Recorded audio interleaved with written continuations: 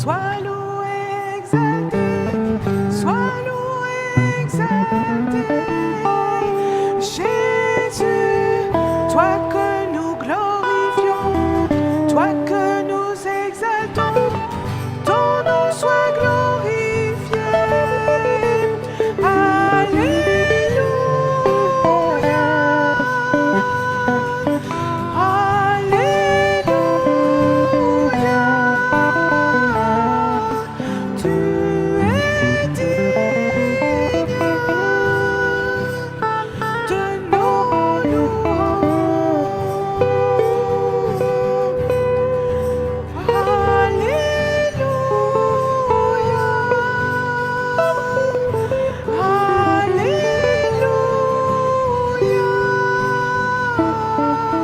tu es digne de nos louanges. Alléluia, tu es digne de nos louanges.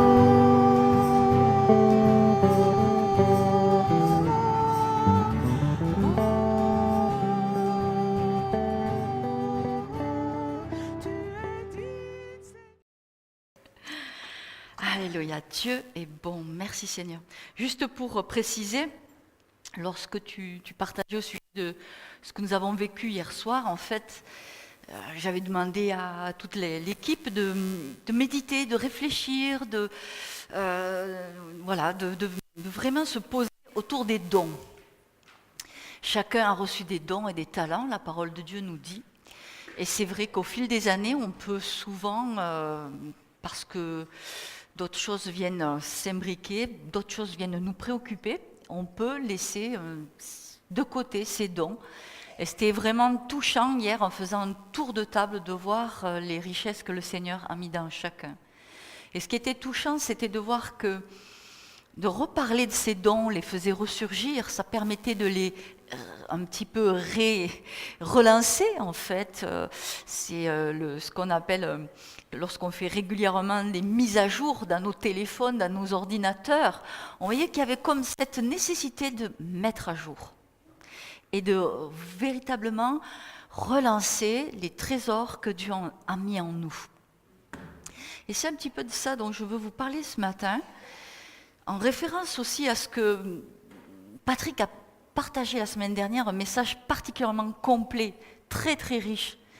Et merci Seigneur de ce que j'avais vraiment le sentiment qu'on retrouvait dans ce message tout ce qui nous est dit pour cette année 2019. On voit vraiment en ce moment que le Seigneur est en train véritablement de passer en revue ses troupes. Il est en train de nous préparer pour des grandes choses. Et hier soir, on se disait, 2019 ne sera pas la continuité de 2018. En 2019, il va se passer des choses extraordinaires. Et c'est un moment où, effectivement, en parlant comme ça, je me disais, mais waouh, Seigneur, mais il y a tellement de choses à revoir. Quand on passe en revue les troupes, qu'est-ce qui se passe ? On regarde si les armes sont bien nettoyées, si elles peuvent présenter une déficience au moment fatidique, c'est dangereux. Donc on vérifie si l'arme fonctionne bien, on vérifie si la tenue est complète, s'il y a tout ce qu'il faut dans le sac, dans le packaging pour partir sur le champ de bataille. On vérifie si on a les provisions, on vérifie si le matériel est adéquat. Et puis si on a bien compris notre ordre de mission, si on a bien compris les plans, si on a bien compris la direction où on doit aller. Donc on est dans ces temps comme ça d'effervescence où le Seigneur est en train de rappeler ses troupes. Alors merci Seigneur, ça ne fait pas l'ombre d'un doute, des choses nouvelles vont se passer. Et nécessairement, ça nous rappelle aussi ce pourquoi nous sommes amenés à recevoir toute cette richesse de la part du Seigneur. On a parlé des dons hier, parce que derrière les dons, ben oui, il y a une mission. On a aussi évoqué nos destinées, ce qui nous fait rêver, ce qui nous porte, ce qui crée en nous la joie, l'enthousiasme, ce qui fait qu'on est prêt à dépenser sans compter. Parce qu'on a au fond de soi, on est porteur au fond de soi d'un dépôt du Seigneur, en vue de cette mission qui est de faire de toutes les nations des disciples, de faire de toutes les nations des disciples, d'annoncer la bonne nouvelle à tous les hommes. Et alors, c'était quelque chose qui était fort dans mon cœur cette semaine, de voir qu'il y avait des fondamentaux qu'on avait sans cesse besoin sur lesquels on avait sans cesse besoin de s'appuyer. Parce qu'effectivement, ce sont dans des gestes connus, répétés, sûrs, que l'on peut, si vous voulez, s'appuyer, sur lesquels on peut s'appuyer, et sur lesquels on va avoir de l'assurance, et sur lesquels on va pouvoir faire des progrès.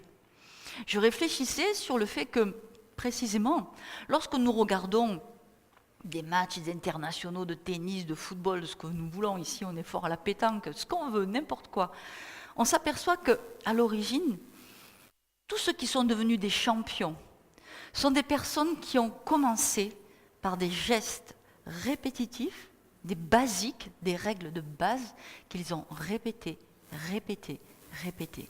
Et à force de les répéter, ils ont excellé. Et là, nécessairement, dans la maîtrise de leur art, ils ont pu progresser. Mais au départ, ce sont des gens qui ont eu des fondements basiques. Le joueur de boules de base a joué aux boules comme n'importe qui jouera aux boules. Mais à force de répéter et de répéter, de s'entraîner, en fait, il s'est donné les possibilités d'exceller dans son art et de réussir dans ce qu'il fait. Et je méditais sur ces choses parce que, en fait, c'est tout drôle, mais c'était jeudi soir, j'étais pas tout à fait à l'aise jeudi soir en sortant de la réunion de prière en me disant, mais Seigneur, il y a encore trop de choses qui bloquent la vie de certains hommes et femmes de Dieu. Trop de choses, trop de combats encore bloquent, créent des esclavages dans la vie de mes frères et sœurs. Et ça, j'étais en colère, je ne le supporte pas. Je me dis, mais Seigneur, qu'est-ce qui ne va pas ? Qu'est-ce qui ne va pas ? Qu'est-ce qui fait qu'il y a encore trop de gens dans le peuple de Dieu qui est amené à lutter sur des choses si perpétuelles, qui fait qu'on stagne et on ne va pas plus loin. Alors que tu as pour nous des réservoirs de puissance, tu as pour nous des réservoirs de victoire.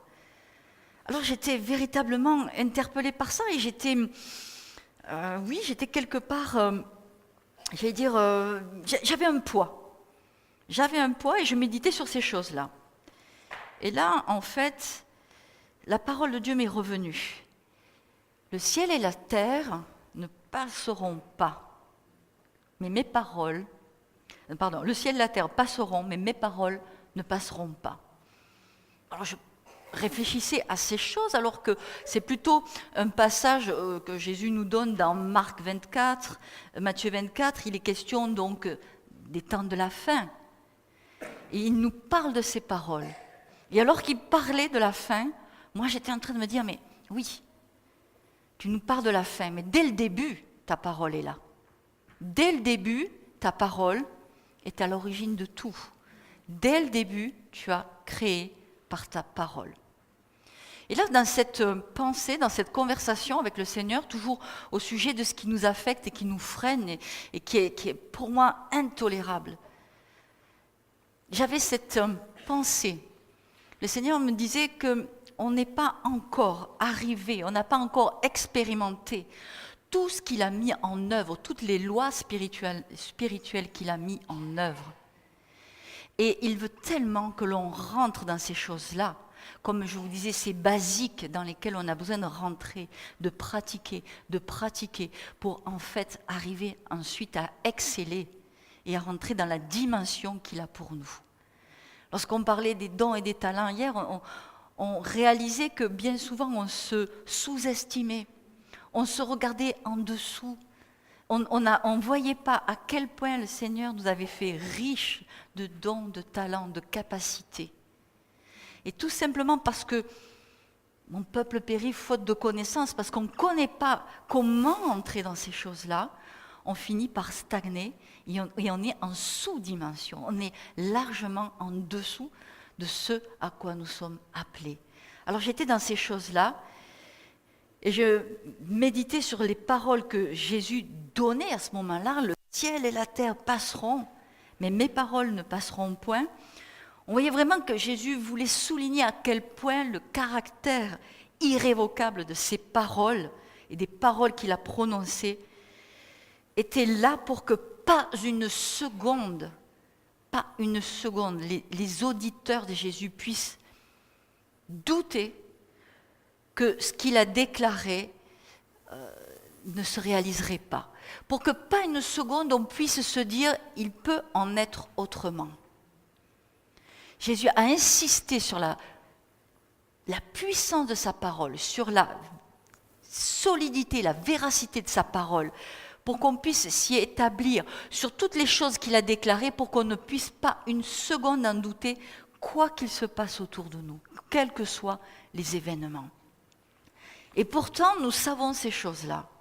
Et pourtant, trop souvent, dans nos raisonnements, nous sommes là en nous disant, mais est-ce que Jésus a bien voulu dire ce qu'il a dit ? Est-ce qu'il a bien voulu dire que si nous imposons les mains aux malades, les malades seront guéris ? Est-ce qu'il a bien voulu dire que nous chasserons tous des démons ? Est-ce qu'il a bien voulu dire que celui qui croit en lui fera les choses qu'il a fait et il en fera de plus grandes ? On est tout le temps en train de se demander, mais quand même c'est un peu gros, il nous a dit qu'on pourrait parler à la montagne, ôte-toi de là, et qu'elle irait se jeter dans la mer. On est encore sujet à ce type de raisonnement. Comment se fait-il, moi je lui disais, Seigneur, qu'il y ait autant d'enfants de Dieu qui demeurent dans des chaînes comme des esclaves, et là il me dit tout simplement, c'est que vous n'opérez toujours pas dans les principes divins et dans les lois que moi j'ai mis pour gouverner le royaume. Et dans cette année 2019, c'est dans ces lois-là qu'il veut nous amener. Parce que c'est cette année où ces lois-là vont faire mouche et que nous allons faire une différence. Et que l'on va voir une différence entre celui qui le sert et qui ne le sert pas. Alors j'étais dans cette méditation-là et je me suis dit, mais waouh, pourquoi le Seigneur a tellement insisté sur ces paroles ? Mais que dit-il encore au sujet de celui qui croit ? Il a dit une chose énorme. Il verra la gloire de Dieu. Il a dit encore une chose énorme. Tout est possible à celui qui croit. Donc l'intérêt de dire, mais aujourd'hui, dans ce temps de checking, ce temps où on est en train de revoir si tout fonctionne bien, première des choses à faire, qu'est-ce que je crois ? Comment je crois ? Où est-ce que j'en suis par rapport à cette assise dans la parole ?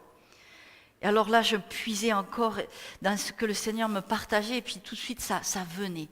Jésus disait, à tel point, mais si vous demeurez en moi, et que mes paroles demeurent en vous, demandez ce que vous voudrez, et vous l'obtiendrez. C'est-à-dire qu'on est à tel point où il nous donne la permission, il nous donne l'encouragement de nous brancher dans cette source de puissance qu'est la parole. Ça, je ressentais ça tout à l'heure avec ce soleil doux, comme ça, quand on a froid, puis quand on est imbibé par le soleil, on n'a pas envie de bouger.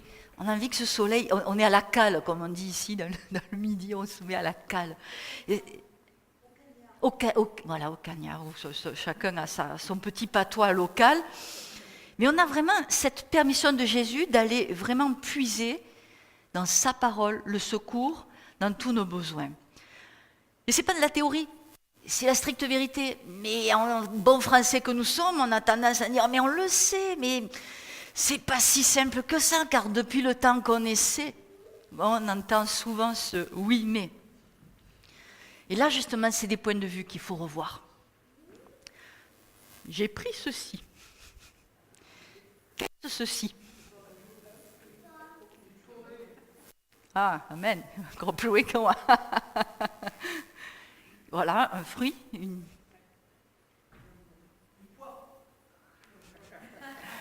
retourne à l'école.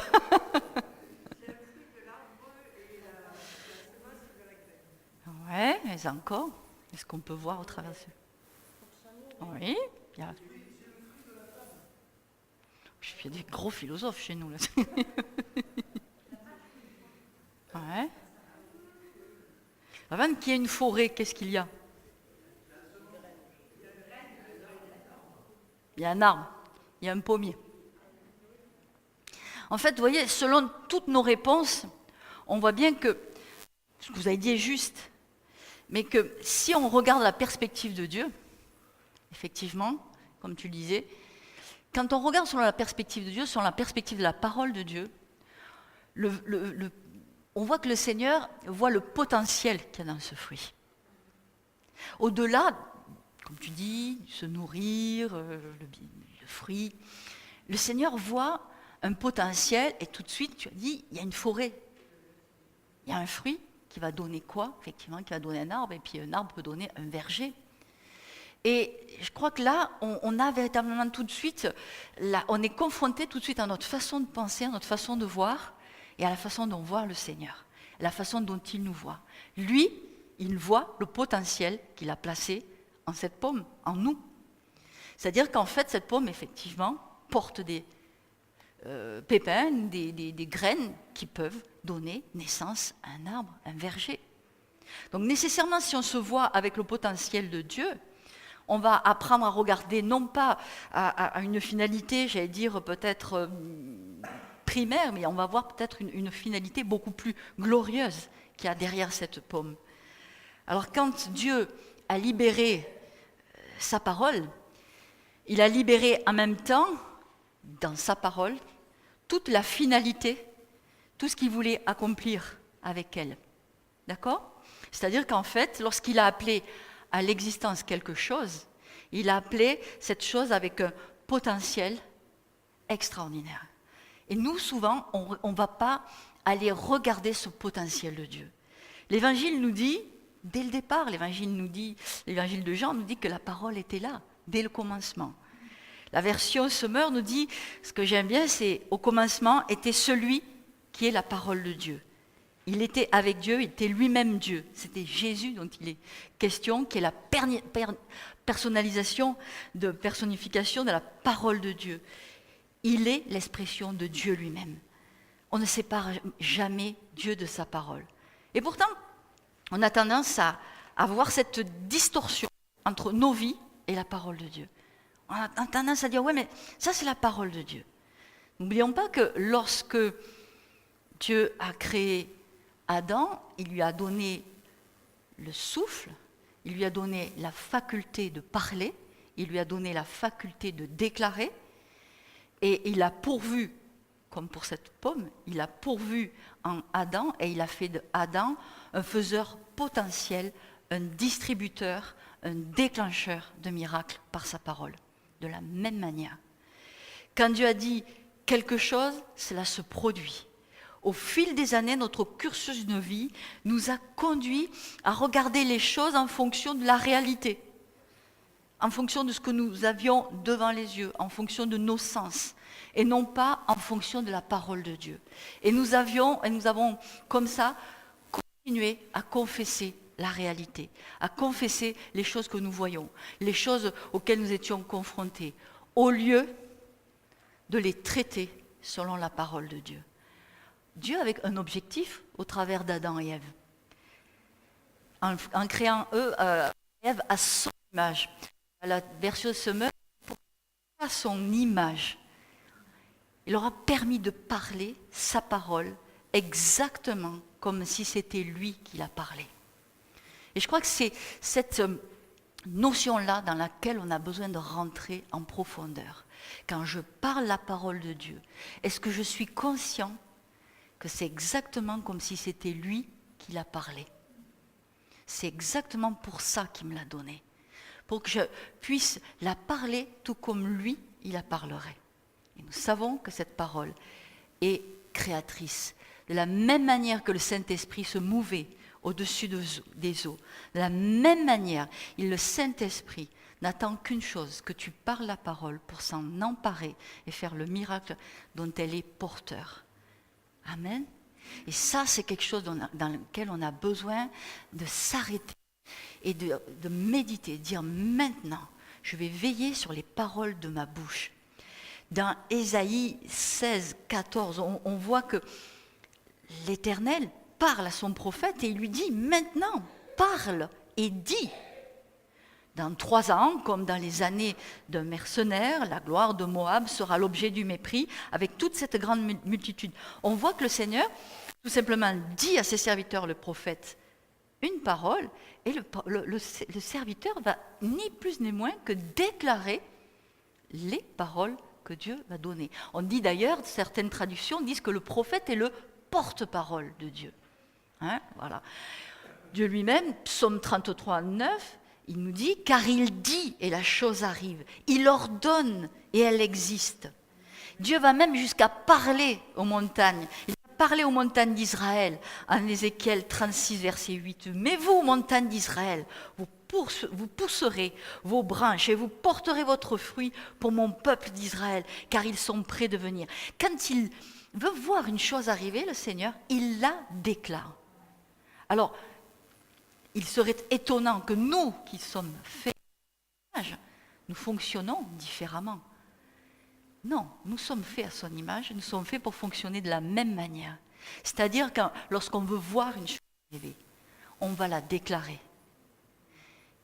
Il dit et la chose existe. Ce livre de la parole de Dieu contient tout simplement notre délégation, notre autorisation légale de créer, notre autorisation légale de gouverner, de prendre autorité sur les choses, de la même manière que le Seigneur a créé lui-même. Quelquefois, que nous confrontons une réalité à laquelle nous sommes confrontés, que ce soit une maladie, que ce soit une dépression, que ce soit la pauvreté, un manque. Nous avons le choix de la à la manière du monde, à la manière des hommes.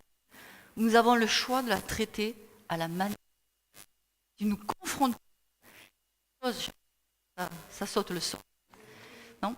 Si nous confrontons, à moins que ce soit moi qui bouge un petit peu trop avec... non ? Je descends le fil ? Bon, on va voir. Chaque fois que nous appelons la parole de Dieu sur les circonstances que nous rencontrons, nous amenons la solution de Dieu à ces circonstances. Amen. Donc si véritablement cet après-midi le Seigneur me permet d'insister là-dessus, ce que je crois qu'il attend maintenant, que les choses auxquelles nous sommes confrontés, qu'elles nous dépassent ou que nous sachions les gérer, soient traitées selon sa parole. En Romains 4, verset 17, au sujet d'Abraham, il est dit, placé en présence de Dieu, il mit sa confiance en celui qui donne la vie aux morts et qui appelle à l'existence ce qui n'existe pas. Et c'est exactement la même chose que nous faisons lorsque nous parlons guérison, lorsque nous parlons délivrance sur un corps atteint de maladie ou sur une personne qui fait face à la dépression. Lorsque nous parlons la parole de Dieu, nous créons ainsi une réalité à partir des paroles éternelles, à la face des circonstances que nous rencontrons, qui sont temporairement devant nous. Temporairement devant nous. Je reviens à son potentiel. Si je veux voir les situations que j'affronte au travers du potentiel de vie et de victoire que contient la graine de la parole de Dieu, et que je parle sur cette situation, je vais pouvoir le faire tant sur ma vie que sur celle de mes frères et sœurs. Et là aussi, il y a la responsabilité du corps. Responsabilité du corps, c'est de dire, bon, voilà, il y a une réalité, mais moi je ne veux plus parler de cette réalité momentanée à laquelle tel frère et sœur est confronté. Moi je veux parler la parole de Dieu. Je veux commencer à appeler à l'existence dans sa vie ce qui n'est pas, les choses qui ne sont pas, comme si elles étaient. Je veux dire, un frère et sœur ou un frère ou une sœur qui est confronté à la maladie, à la souffrance, je vais dire, mais il est guéri, il est merveilleux, il est saint de force. Parce que je vais commencer à faire comme Dieu, à ne pas voir simplement la pomme derrière ce que je vois, mais avoir le pommier, avoir le verger, avoir la forêt. Je vais voir tout le potentiel de vie et je vais commencer à créer le miracle dans la vie de mon frère et de ma sœur. Parce que là, des fois, je suis là, je me dis, mais Seigneur, c'est pas normal. Pas normal. Et là, il me prend la colère et je prends un temps dans la prière et je dis, Satan, tu vas le lâcher maintenant. Au nom de Jésus, écoute-moi bien. Cette personne, tu lèves ta main. Je ne t'autorise plus. Et quand nous parlons ainsi, quand nous parlons ici sur les temps, sur les circonstances, nous ne donnons plus à l'ennemi le droit de régner. Nous supprimons le droit légal qui s'est arrogé, peut-être par ignorance de la personne, peut-être par x, y raison, mais nous prenons l'autorité qui nous a été donnée pour dire maintenant, je te supprime tout droit, je t'ôte toute raison d'être là dans cet instant précis.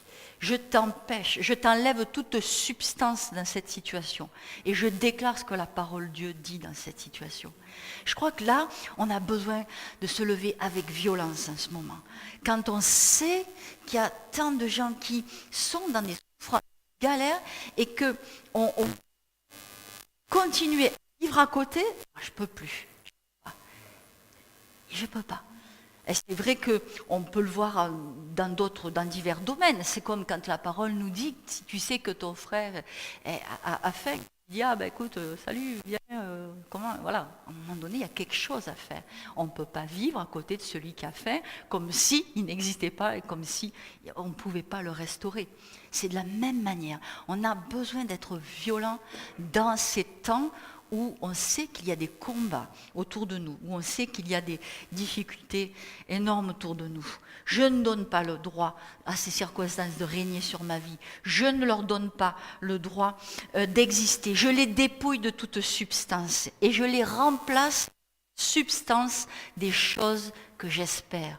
Et la substance des choses que j'espère, c'est la définition même de la foi que nous trouvons dans Hébreux. Hébreux nous dit que c'est une façon de posséder ce que l'on espère. C'est un moyen d'être sûr des réalités qu'on ne voit pas. Sûr des réalités qu'on ne voit pas.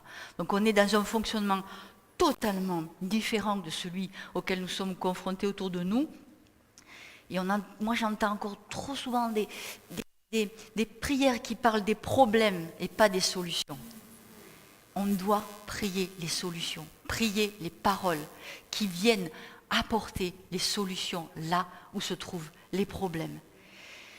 Lorsque nous parlons la parole de Dieu, non seulement nous sommes à l'origine de ces miracles dont nous avons besoin, mais aussi nous sommes en train de rentrer dans ce cycle de fortifier notre foi. Parce que la foi vient de ce qu'on entend. Et ce qu'on entend vient de la parole de Dieu. Je la parle, je crée un miracle, mais en même temps, je suis l'arroseur arrosé, parce que cette parole va produire en moi la foi. Alors là, je ne peux que vous inviter à lire la parole à haute voix. À haute voix. Vous allez vous surprendre à entendre la parole de Dieu, avoir votre foi, prendre de la vigueur en vous. La version parole vivante dit la foi vient de ce qu'on écoute, la merveille proclamée.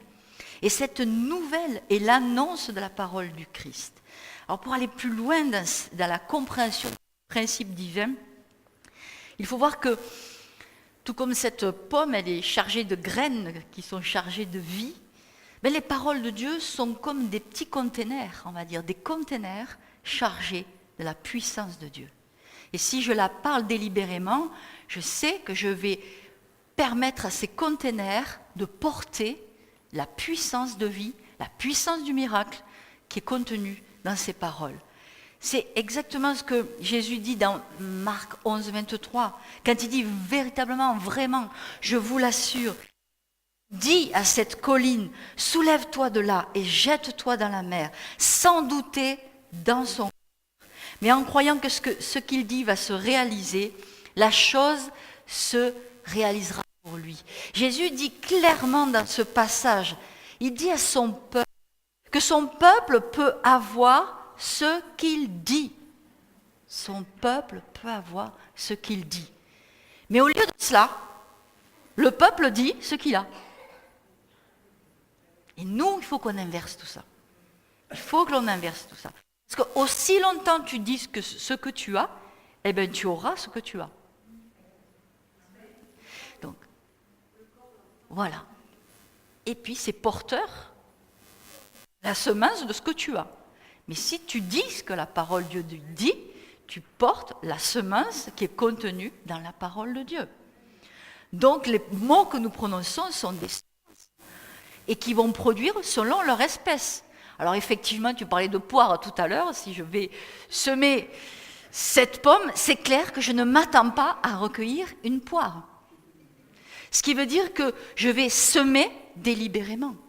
Je vais semer des bénédictions par mes paroles, des guérisons, des délivrances, des proclamations de joie, de vie, de bonheur. Pourquoi ? Parce que je sais que je vais atteindre cet objectif-là, donc je vais prendre la graine qui correspond pour atteindre cet objectif. Alors pourquoi encore certains d'entre nous, nous sommes encore dans des situations qui mettent du temps à se dégager alors que nous sommes dans l'application de ces principes? C'est parce que, comme je vous l'indiquais tout à l'heure, la foi ça s'apprend et il faut de l'entraînement. On parlait de l'exercice des dons hier soir, il faut se mouiller, il faut se jeter à l'eau. On sait maintenant que l'on a des dons. On ne peut plus dire, on n'en a pas, la parole de Dieu nous dit, chacun de nous a un don. Ou il ment, il y a quelqu'un qui ment, ou c'est lui ou c'est nous. Mais il nous dit qu'on a des dons, donc déjà par la foi, on se saisit de cette parole, on dit, j'ai au moins un don.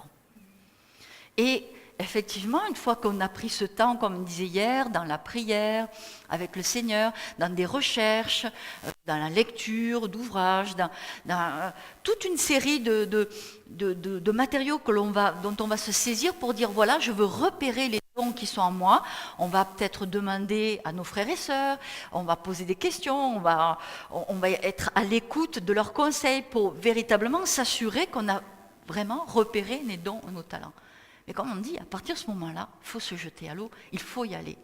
Et il faut véritablement pratiquer. Je pense qu'un champion, quel qu'il soit, il n'a jamais réussi du premier coup, que ce soit un footballeur, que ce soit un gars qui fait un carreau à la pétanque. On peut le faire peut-être une première fois bien, parce que, voilà. Mais si on veut le faire systématiquement, je pense qu'il faut le faire régulièrement pour que le geste soit précis, que le geste soit mesuré, la force, la distance, tout soit ajusté. Et là, je crois que c'est la même chose dans tous les domaines de notre vie. On doit régulièrement pratiquer ces bases et à force de pratique, faire des progrès et devenir les meilleurs. Éphésiens 5:1 nous dit « Puisque vous êtes les enfants bien-aimés de Dieu, suivez l'exemple de notre Père. » Dans le grec, le mot là, qui est utilisé, c'est vraiment « soyez les imitateurs de Dieu ». Donc si Dieu a parlé, je vais parler. Si Dieu a appelé à l'existence les choses qui ne sont pas comme si elles étaient, eh bien je vais le faire. Au risque de me faire peut-être prendre pour une allumée, parce que, bon, bien sûr, on ne va pas le faire forcément avec n'importe qui, parce que tout le monde même de comprendre. Mais nous, ici, nous sommes des hommes et des femmes de foi. On va parler les uns sur les autres avec les paroles que nous allons libérer, les paroles de foi que nous allons libérer sur les uns sur les autres. Le mot grec, donc, nous dit « imiter Dieu ». Qui a imité Dieu, si ce n'est Jésus? Qu'a-t-il fait, Jésus? Prenez d'abord le temps d'avoir une vie de prière régulière. Pourquoi? Parce que dans ce temps de prière régulière, il recevait la pensée de Dieu. Et dans ce temps de prière régulière, il voyait quoi? Il voyait aussi ce qu'il allait se produire dans la journée, l'emploi du temps de la journée. On a tous plus ou moins une vue de ce qu'on va faire dans la journée, des gens à aller voir, des rencontres, et on peut d'ores et déjà placer, dès le début de la journée, le programme de ce qui va se passer. Mais au travers de ça, ce qu'il faisait, c'est que Jésus parlait la réponse. Il parlait dans son dialogue avec Dieu la réussite qu'il allait devoir avoir dans la journée, puisqu'il savait qu'il était malade, il savait qu'il allait rencontrer des démoniaques. Après, un tas de choses arrivaient comme ça, mais il savait surtout qu'en parlant la gloire de Dieu, en parlant les solutions de Dieu, l'exaucement allait être toujours un exaucement de victoire. Je ne vois pas Jésus le matin se retirer, commencer à dire « Ah, tu vois ces pauvres gens, et puis ils ont pour à payer, et puis il y a les Romains. » Il aurait parlé systématiquement les problèmes, mais il a parlé avec Dieu les victoires. Ses paroles consistaient toujours à dire ce que le Père disait. Il parlait les résultats qu'il voulait voir apparaître. Et il citait les paroles face à l'adversité. Quand les pensées nous disent le contraire de la parole de Dieu, on sait d'où elles viennent. On sait d'où elles viennent. Et là, hop, hop, hop, hop, hop, il est écrit. Il est écrit, on l'a chanté, je puis tout par Christ qui me fortifie. Il est écrit que son nom est au-dessus de tout nom. Alors au nom de Jésus, j'ai le pouvoir de chasser les démons, j'ai la possibilité de faire telle ou telle chose. Marc 8, versets 5 à 13, je vais vous le lire, c'est peut-être quelques versets un peu longs. Jésus entrait à Capernaum. Quand un officier romain, vous connaissez cette histoire, quand un officier romain l'aborda, il le supplia. « Seigneur, mon serviteur est couché chez moi. Il est paralysé et il souffre terriblement. » « Je vais chez toi, lui répondit Jésus, et je le guérirai. » Il donne la réponse. Il donne tout de suite le résultat. « Je vais chez toi, je le guérirai. » « Seigneur, dit alors l'officier, je ne suis pas qualifié pour te recevoir dans ma maison, mais tu n'as qu'un mot à dire. Et mon serviteur sera guéri. Car moi-même, je ne suis qu'un officier subalterne, mais j'ai des soldats sous mes ordres, et quand je dis à l'un, il va, et il va. Et quand je dis à l'autre, viens, il vient. Quand je dis à mon esclave, fais ceci, il le fait. En entendant cela, Jésus fut rempli d'admiration, et s'adressant à ceux qui le suivaient, il dit, vraiment, je vous l'assure, chez personne en Israël, j'ai trouvé une telle foi. Je vous le déclare, beaucoup viendront de l'Orient et de l'Occident et prendront place à table auprès d'Abraham, Isaac et Jacob dans le royaume des cieux. Mais ceux qui devaient hériter du royaume, ceux-là seront jetés dans les ténèbres du dehors, etc., etc. On voit quand même Jésus être surpris par la foi qui se trouve dans cet homme, à un tel point qu'il le cite, je n'ai jamais trouvé une telle foi. Moi, ça mérite qu'on s'arrête un peu là-dessus. Qu'est-ce qui a fait que Jésus a été même interpellé, surpris par la foi de cet homme-là? Regardez ce que répond cet homme. Il répond,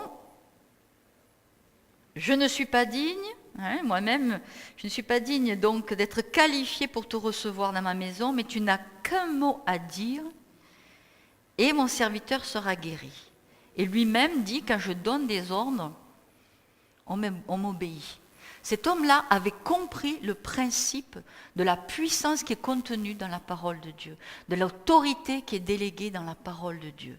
Il avait compris, alors qu'il était un soldat romain, il s'était déjà saisi des principes de la foi. Il savait que l'autorité et la puissance étaient transportées par les paroles.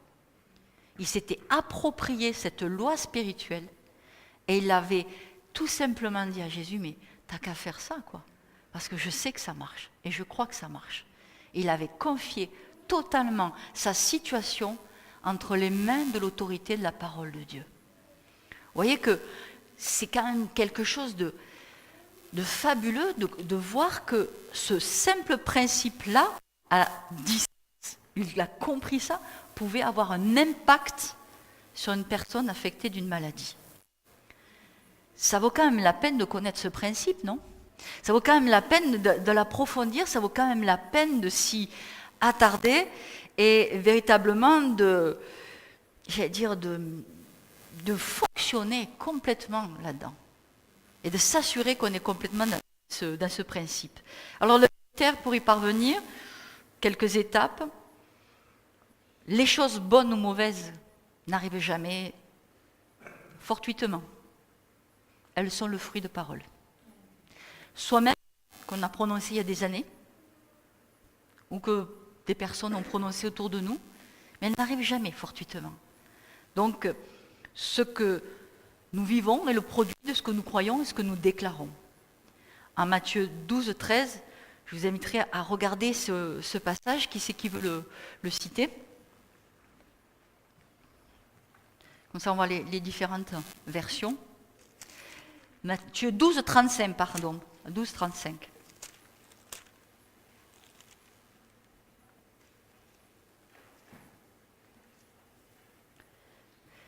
Moi j'ai en version Semeur, l'homme qui est bon tire de bons trésors du bon trésor qui est en lui.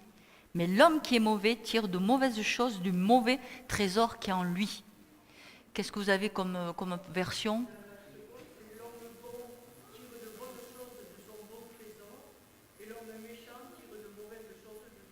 Voilà. Donc, il y a un trésor en nous.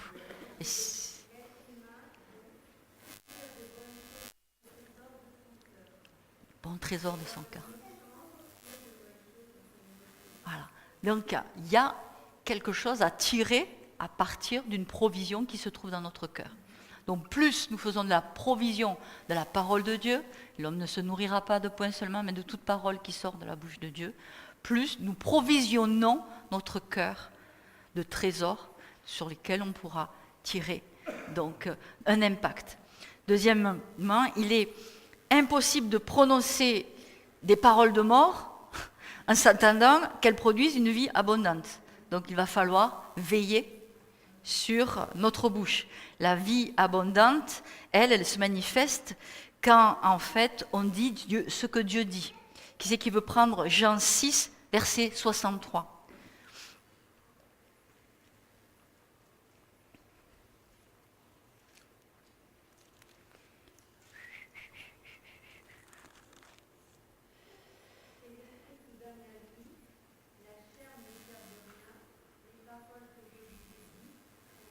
Voilà.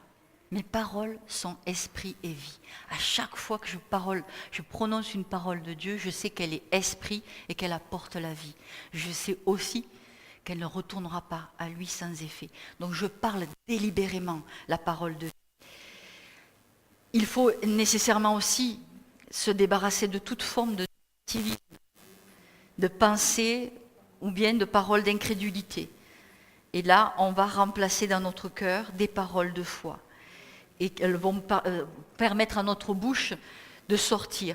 Dans Psaume 19, 14, il dit « Reçois favorablement les paroles de ma bouche et les sentiments de mon cœur, éternel, ô mon rocher, mon libérateur. » Donc, effectivement, ne pas méditer ou accepter ce que le diable fait. Moi, je n'accepte pas de voir ce que le diable fait dans la vie de certains. Et ça m'énerve et je ne peux pas le tolérer. Parce que ça ne ressemble pas à mon Père Céleste. Et je ne vois pas la main de mon Père Céleste. Et jusqu'à ce que je vois la main de mon Père Céleste sur cette personne-là, alors je vais parler la parole de Dieu sur cette personne-là. Quatrièmement, Dieu ne veut pas que nous prononcions bien sûr la bénédiction sur notre famille, mais qu'on choisisse bien évidemment de prononcer des paroles de bénédiction, parce que ces paroles de bénédiction ont un impact aussi pour notre postérité. On peut le voir dans Deutéronome 30, verset 19.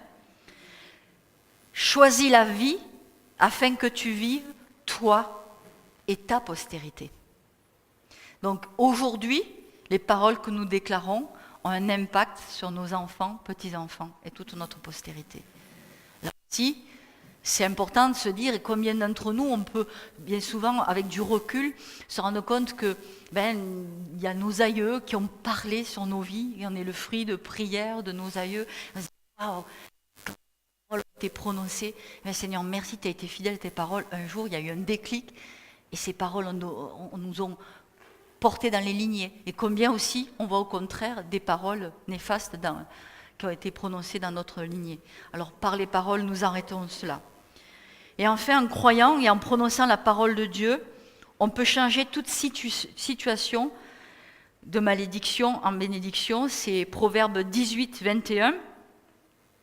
Qui va nous lire le Proverbe 18, 21.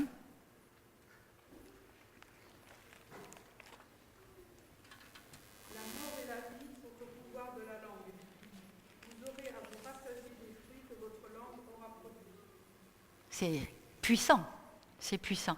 Alors je voulais faire ce rappel cet après-midi. Je ne voulais pas faire une prédication. Je voulais qu'on reste là autour de ces choses-là. Je voulais vraiment revoir ces points. Puis je me suis dit, on va quand même faire une petite mise en pratique. Je vais vous faire un petit exercice. Je vais vous distribuer des petits bons points.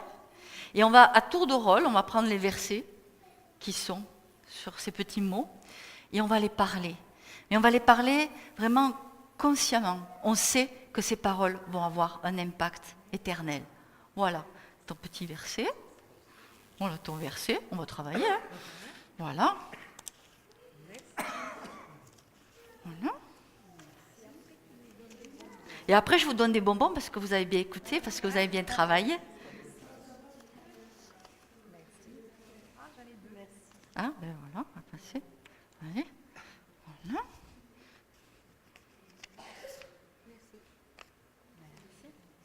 Il y en a qui en ont deux, deux versets, il y en a qui en ont qu'un.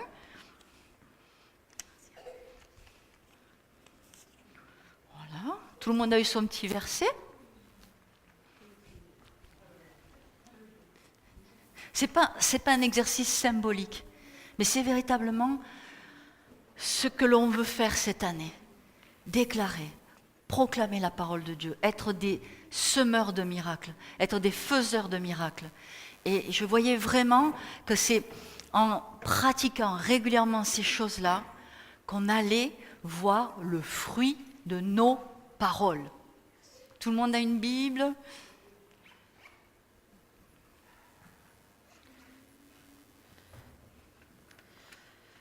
Le fruit de nos paroles.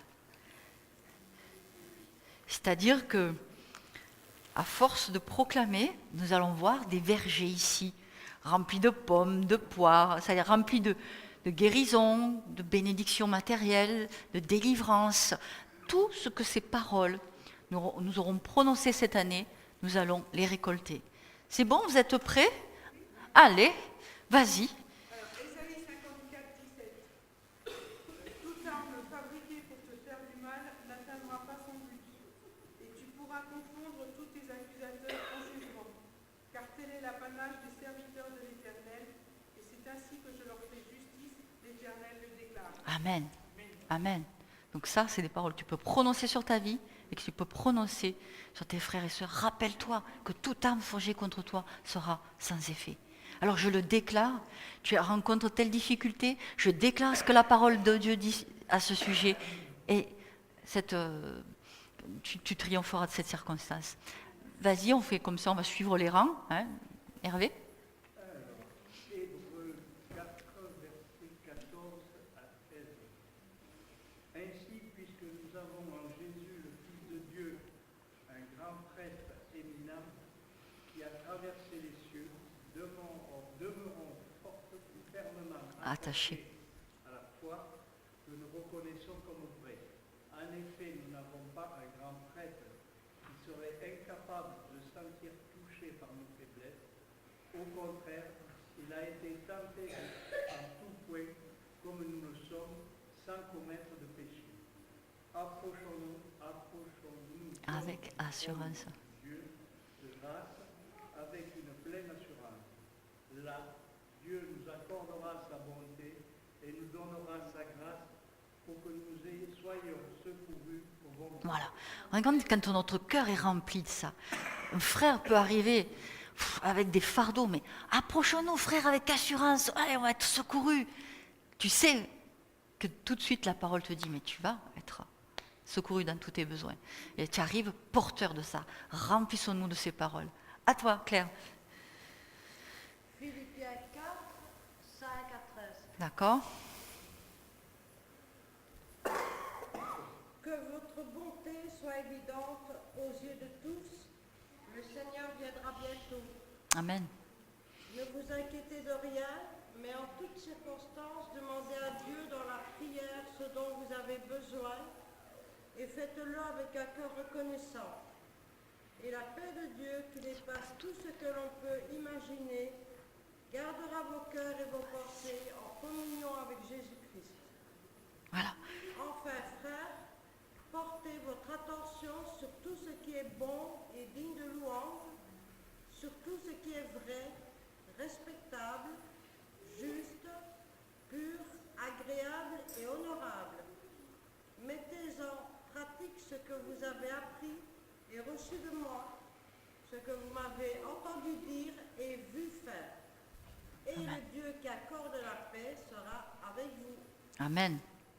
Là aussi, une promesse, chargée de promesses. Non, c'est bon, c'est bon. C'est vraiment l'idée aussi, tu vois, tu as une parole comme ça dans ton cœur. Elle est dans ton cœur. Tu rencontres quelqu'un qui se fait du souci. Hey frère, oh, cool. Et puis là, tu l'amènes dans cette parole. Voilà, voilà, tu l'amènes dans la parole. Amen. Gloire à ton nom. Allez, Marie, derrière. Quelle bonne parole tu nous annonces. Que Jean 1, verset 9. Alors, quiconque va plus loin et ne demeure pas dans la doctrine de Christ n'a point Dieu. Celui qui demeure dans cette doctrine a le Père et le Fils. Si quelqu'un vient à vous et n'apporte pas cette doctrine, ne le recevez pas. Là, je suis en train de lire le 10. Ça te rien, hein? Mhm. Alors, selon... Si quelqu'un vient à vous et n'apporte pas cette doctrine, ne le recevez pas dans votre maison et ne lui dites pas salut, car celui qui lui dit salut participe à ses mauvaises œuvres. C'est quel verset celui-là que je t'ai donné? Il y a peut-être le verset d'avant, alors non? C'est 2 Jean, chapitre 1, verset 9. D'accord. Ok. Mais on voit la parole, la rigueur de la parole qui fait qu'on peut vraiment trancher dans des situations, dire attention, là, c'est pas conforme, prends pas. Hein. Vas-y. Colossiens 1, 13, 14. Rendez grâce au Père qui nous a pour part à l'héritage des saints dans la qui nous a délivrés de la puissance des ténèbres et qui nous a transportés dans le royaume du Fils de son amour, en qui nous avons la rédemption par son sang, la rémission des péchés. Amen. Ça dit qu'on est capable. On est capable. À tout. Bon. Éphésiens 1, verset 20 à 23, c'est par rapport à la grandeur de sa puissance. Il a déployé en Christ en le ressuscitant des morts et en le faisant asseoir à sa droite dans les lieux célestes, au-dessus de toute domination, de toute autorité. autorité, de toute puissance, de toute dignité et de tout nom qui peut être nommé, non seulement dans le siècle présent, mais encore dans le siècle à venir. Il a tout mis sous ses pieds, il a donné pour chef suprême à l'Église, qui est son corps, la plénitude de celui qui remplit Amen. en tous. C'est puissant. Toute cette puissance Voilà. Alors imaginez qu'un étranger rentre dans une église qui vive pleinement la dimension de cette parole. Je pense qu'il doit sentir quelque chose dans l'atmosphère. Quand il sait qu'il y a cette assurance dans les cœurs, de la bombe. Il y a tout. Donc vous voyez sur quoi on est? On a besoin de parler ces paroles pour qu'elles arrivent à communiquer la réalité spirituelle qui est là, dans ces versets. Amen. Vas-y Maïté. Ah ouais, voilà. Car en lui, c'est Colossiens 2, 9 et 10. Car en lui habite corporellement toute plénitude de la divinité. Vous avez tout pleinement en lui, Voilà, qui est le chef voilà c'est la... de toute domination et de toute autorité. Voilà, ouais. Wow. Vas-y. Psaume 91, 10 à 11. Aucun mal ne t'arrivera, aucun fléau n'approchera de ta tente, car il donnera Des ordres assez. de te garder dans toutes tes voies. Amen. Vous voyez, si on parle ça sur nos vies, sur nos bien-aimés, sur nos frères et sœurs, alléluia, les promesses. Jude, à toi.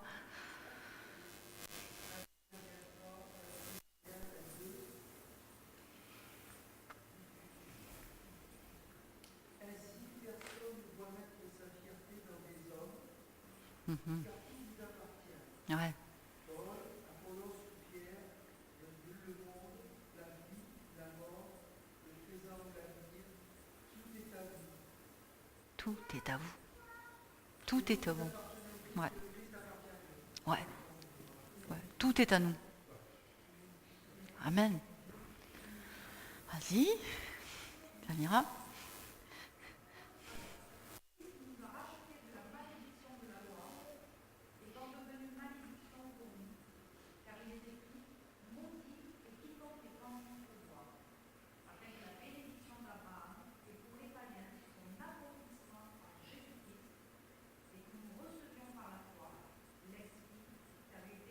Voilà, Combien de fois on entend trop parler de malédiction, alors qu'il est devenu malédiction afin que je puisse hériter des bénédictions d'Abraham et que je puisse recevoir par la foi l'esprit qui était promis. Donc c'est bon de se rappeler de ces choses-là, c'est bon de les proclamer, de les déclarer. Vas-y.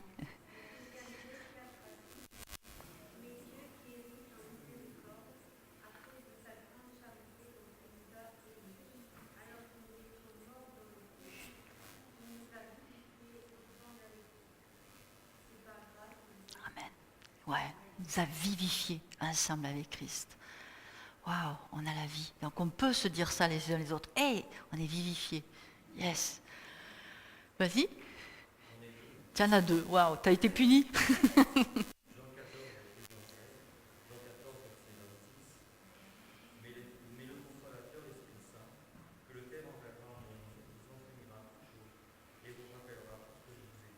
Amen.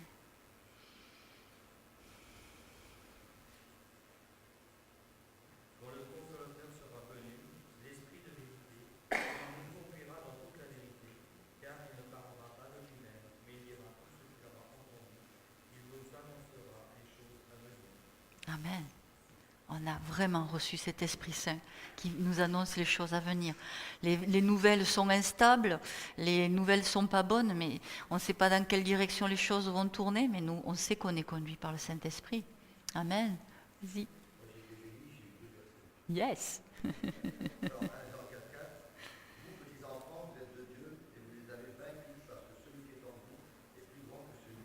Amen.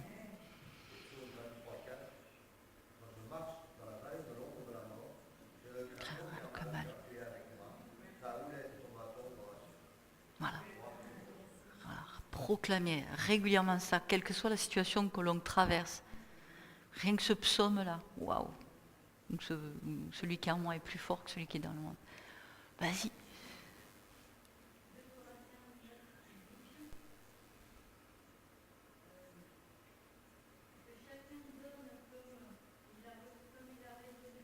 Dans son cœur.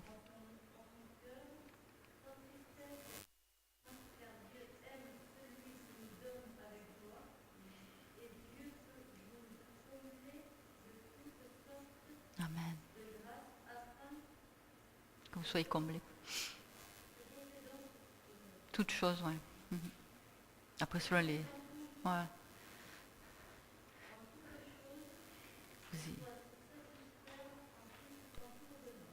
Voilà les promesses qu'il y a. Vous voyez, si, ne serait-ce que faire ce petit exercice-là pour nous dire, voilà, osons parler la parole. Osons être des parleurs, des parleurs de la parole. Et je suis convaincue que si on fait cet exercice sérieusement, on proclame les paroles, on va véritablement voir des changements dans toutes les situations. Voilà. Alors c'est vrai que cette année 2019, il y a vraiment, le Seigneur a mis dans mon cœur pas mal de choses comme ça, comme les fondamentaux à revoir.